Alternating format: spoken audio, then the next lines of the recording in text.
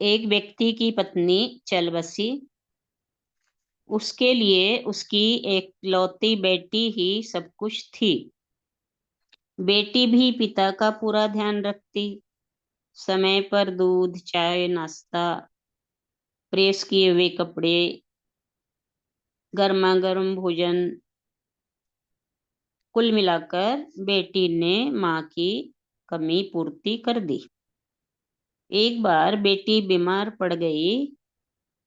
पिता ने बहुत इलाज करवाया, पर बेटी ठीक नहीं हुई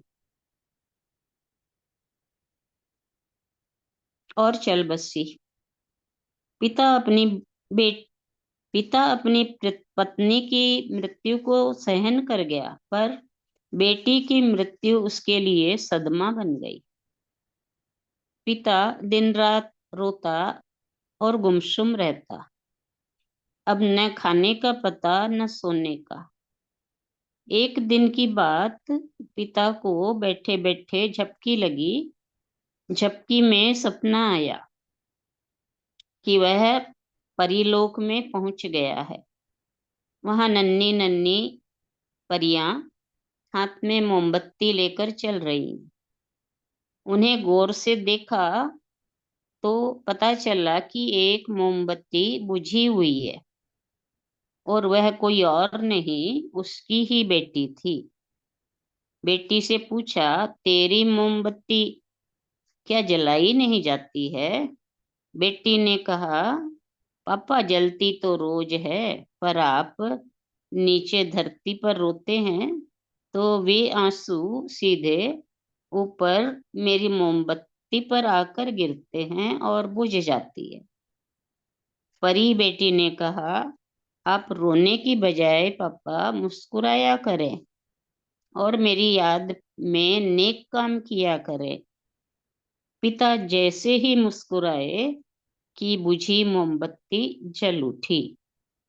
अगर हम गम में भी मुस्कुराएंगे तो न केवल हमारी जिंदगी बल्कि औरों की जिंदगी भी संवर जाएगी।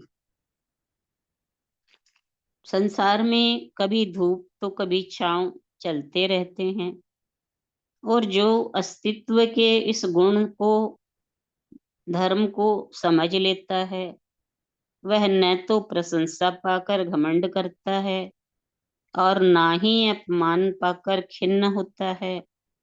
वो जानता है दिस टू विल पास, यानी ये गुजर जाएगा, ये भी बीत जाएगा, ये भी टल जाएगा। यहाँ पर स्थायी कुछ भी नहीं है।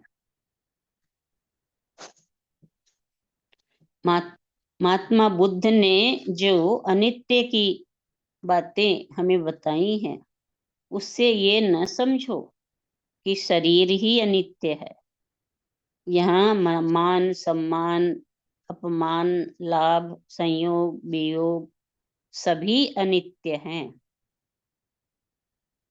सभी अनित्य हैं। अनित्य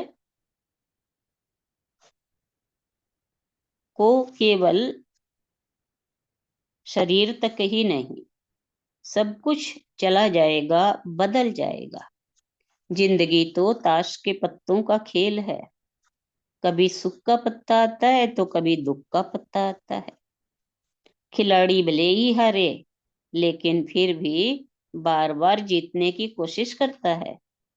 और कभी तो मनमाफिक पत्ता आ ही जाता है और वो जीत जाता है। ये फिर लगे रहने का जज्बा ही जिंदगी की बाजी जीतने का तरीका है।